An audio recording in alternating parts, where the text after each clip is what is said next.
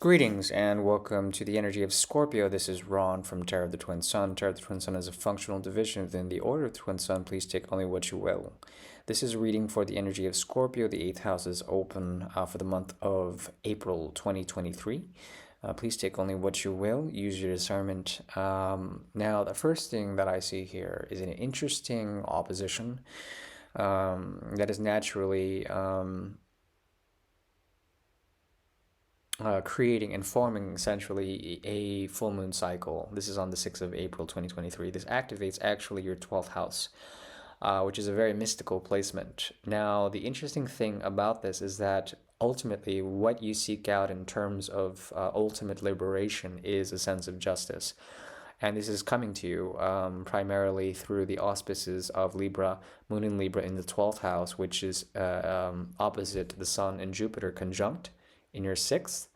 So there's something about the way that your actions have provided a sense of this type of energy. Okay, so what I mean is that there's something about your work and your karmas in terms of everyday rituals and your sense of purpose, okay, drive, your perfectionist qualities, your behaviorisms, where you place your hands primarily, and where you place your thighs even, hands on thighs sort of thing. What I'm talking about primarily is the energy of Aries. When the Sun is conjunct Jupiter here, it combusts Jupiter's blessings. At the same time, some of the more negative qualities of Jupiter in terms of dogmatism, in terms of religious quality, or some sort of fanaticism in terms of that, are here. But then at the same time, the Sun saturates some of the greater blessings and some of the greater mysteries when it comes to wisdom that is supposed to be hitting the Moon in Libra for this time period. Therefore, there is something mystical that is opening up for you, and often full moons are a state of illumination in terms of the reflective quality of the moon to reflect light, to essentially become a body of enlightenment, an enlightened body. In this respect, your own inner world, your sense that you can embrace the infinite and also sort of weigh out karmic accounts when it comes to your own actions, might be quite revealing, okay, in terms of especially Mars's energy. Now, Mars is about 4 houses away in the 9th house for you. And the interesting thing is that this is activating a very holy triangle that is placed in your 1st, 5th, and 9th houses. There's a dharmic pathway here that has to do with systematic structures that are based on karmic resonance that are placed on your ascendant.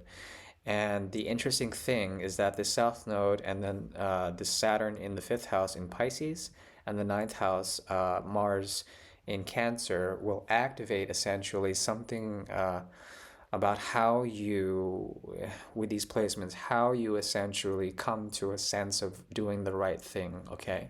And this will get you out of situations that may be troubling, especially when it comes to karmic signatures or anything from the past, wherein the karmas essentially come in the form of actions that you have been trying to do or actions that you have done that are actually going to push you onto the right path, okay? The right path, however you define that, can be anything.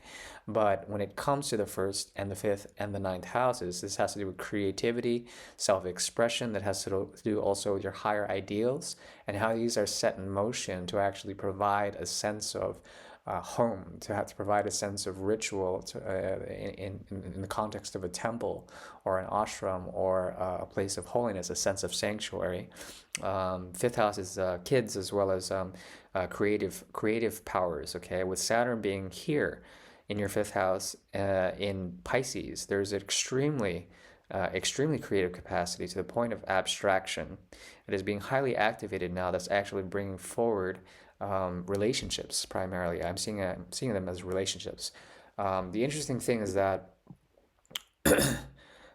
excuse me, your descendant is activating quite a bit in terms of relationships that are going to be meaningful in terms of their sensual capacity, their capacity to give pleasure, their capacity to also be a hot mess. The people that you're encountering during this time period will have desires that are not their own, or perhaps they are conduits for some sort of vehicle of a higher purpose. And this will give you a sense of dharma in a way, a sense of right doing with these people somehow.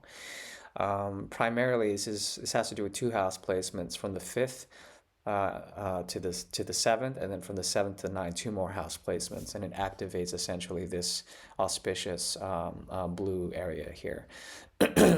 So this whole entire kite formation is actually quite auspicious for you, and I see it as an act of dharma. Okay, dharma is essentially the way of doing things that is right, that is aligned with a sense of karma, but then also bringing forward something that has to do with God consciousness, okay?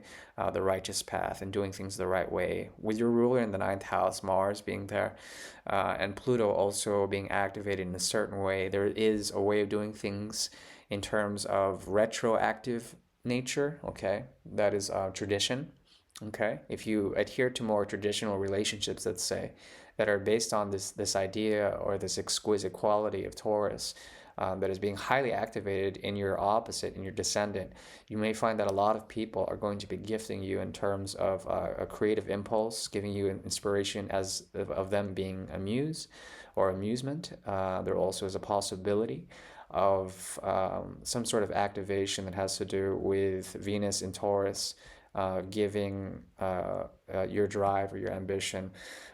With the fourth house activated in Aquarius, there's almost a detached quality to the desires that they have. Therein, you have to work with these relationships and notice their desires and their motivations, and then how they come in contention with the sense of what you're doing on the right path, in quotations, okay? In quotations, what that path is different from theirs, how.